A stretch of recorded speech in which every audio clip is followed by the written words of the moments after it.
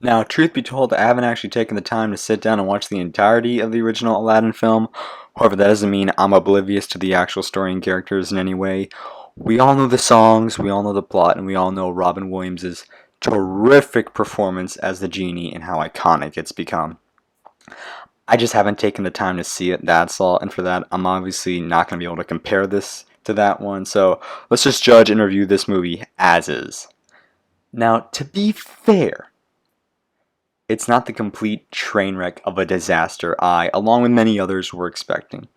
But at the same time, it's just barely average, and that's me putting it very nicely.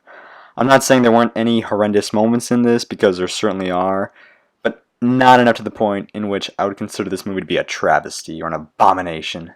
Because to be fair, it's really not. And surprisingly enough, Will Smith as the genie was not the total disaster I was expecting. Well, yes, the CGI on him is terrifying at first, and he is a little overwhelming when he enters the film. After a while, though, I did get used to it, and he did grow on me as a character. Though not all of his jokes work, though, I did find myself laughing quite a bit at most of them.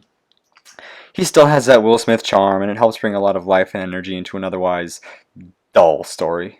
And I would dare say he's the best part in this, but that's not saying a whole lot. But you can tell he is very passionate about this, and I would compare it to how Hugh Jackman was in The Greatest Showman, as they probably just wanted to branch out and try new things in their career. And the best musicals in this are the ones in which he's actually singing because of his charm and how it fits with the scope of them.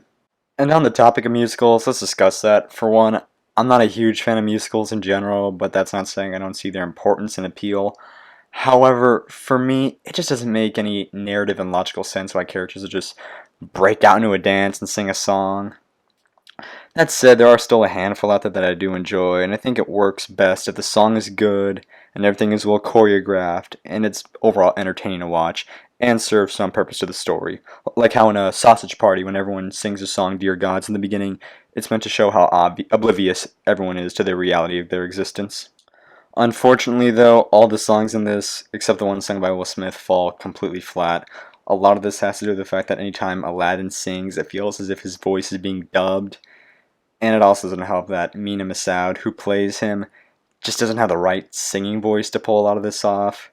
The rest of the songs in this feel forced and come out of nowhere for the most part, like a scene is happening, and then everyone just starts singing and dancing, and we have to wait like 5 minutes for this cringy song to end just so we can get back to the plot. And speaking of the plot, it's just so predictably bland and uninspiring. Everything is just so telegraphed and way too on the nose, with hardly any surprises, with the exception of Will Smith not being as bad as I thought he would. And also, the movie is very underwhelming at times, like when Aladdin goes in the Cave of Wonders, which is said to be filled with all these golden treasures that are impossible to resist. You'd think the inside of it would look something like the way Smaug's Cave did from Hobbit 2, where it's like just this giant, like, ocean of gold for miles. But no, it looks more like someone just sprinkled a few ring pops and Chuck E. Cheese tokens everywhere. I was like, really? That's the best this, what, $183 million movie could do? Come on. Oh well, maybe they spent all that money on Will Smith and the rest of the bad CGI. Anyway, visually, nothing really interesting or memorable happens throughout the movie. There was no point where I thought, you know what? That looks kinda cool. Good job, movie. A+. The romance in this is also just bland and boring and leads to some pretty painful scenes to sit through. Oh my god. Like, there's this one scene where Aladdin becomes a prince and he finally gets to meet Jasmine, and we get this scene that just goes on and on with this stupid joke that he's just afraid to talk to her and he just starts stuttering like a bumbling idiot, which is odd because earlier in the film he didn't have this problem when he spoke to her, and you could tell, and you could say, well, he didn't know she was princess, but honestly, how did this really change his perception of her? She's still the same person. Just talk to her. God! And mostly every other scene is with them is pretty much like this, so yeah, that was great. The editing in this is fine for the most part, but it does feel as if a lot of it was reshot or cut out, which is ironic because you could actually cut some stuff out of this and it would make the film a bit better. Like this one moment in which one of the suitors for Jasmine tries to pet her fake-looking CGI tiger, and it jumps at him and like bites him right as the camera cuts away, and we hear him screaming in the background. To which you would think, well, like I guess he's dead. But no, later he appears in the film completely unharmed in one scene, not even for a full minute, and he just never shows up again. So what was the point of him even being there? The joke wasn't funny. Haha, get it? People getting eaten by animals is funny.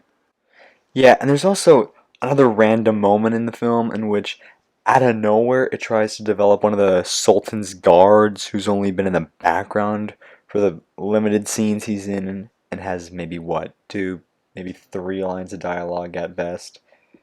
The average moviegoer wouldn't have even known who he was until now. And he's hardly in the film after this little moment. Maybe there were deleted scenes where he had more character and impact throughout the film, but as is, it just comes out of nowhere. But by far the worst thing about this movie was the villain Jafar. His motivation is that he secretly wants to be king, Sultan or whatever, which is one of the most, unoriginal cliches of all time. He's not menacing at all and just comes across as whiny in every scene he's in. His plan is just there's so many flaws and inconsistencies, like, why doesn't he just go in the Cave of Wonders himself and get the lamp? He also has this staff that mind controls people, so why doesn't he use that to become king or sultan or whatever? He also wants to wage war on this kingdom that's only been mentioned in the movie, and since you never see this, you don't care about it at all. And the resolution with him, as well as the climax of this film, is unforgivably anticlimactic, since the movie gives away how the hero is gonna beat him early on. So the whole time you're watching this, there's just no tension or suspense. And on the subject of the climax, it's the whole we gotta stop the wedding shtick. Listen, Hollywood, it was old when Shrek did it, and it's old now, and it's gonna be old forever. Stop doing it.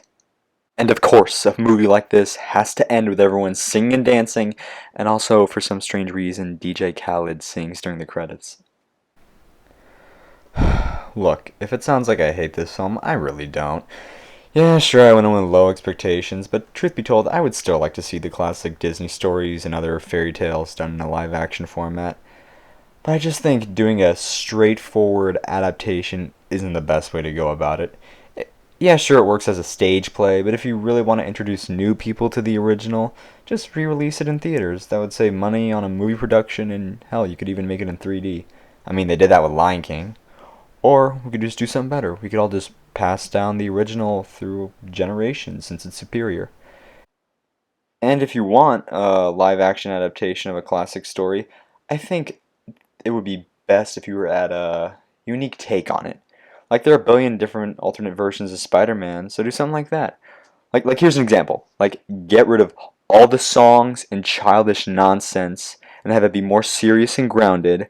Like tell a story set in modern times where Aladdin is just a boy who's struggling to survive because of all the conflict going on in the Middle East, and he's forced to hide in a cave because of a drone strike or a terrorist attack. Ooh, and the terrorist could be led by Jafar. And when he hides in the cave, he finds a lamp or a different type of device, because a lamp is just kind of a silly idea. And instead of the genie being like this big blue giant, have it be like an ominous voice in his head. And he tries using his wishes to fix the problems in the world, but inadvertently makes things worse. And the message could be that you could have all the wishes you want, but there's still things you can't change or alter. Like you see where I'm going with this? You can have fun and be creative with ideas like this.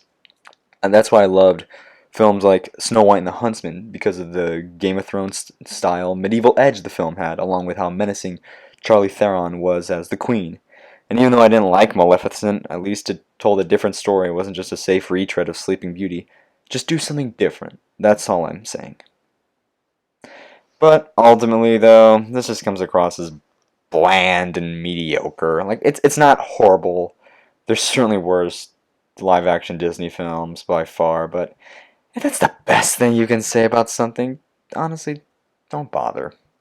Like, why would you go out of your way to watch something that's, like I said, bland and mediocre at best?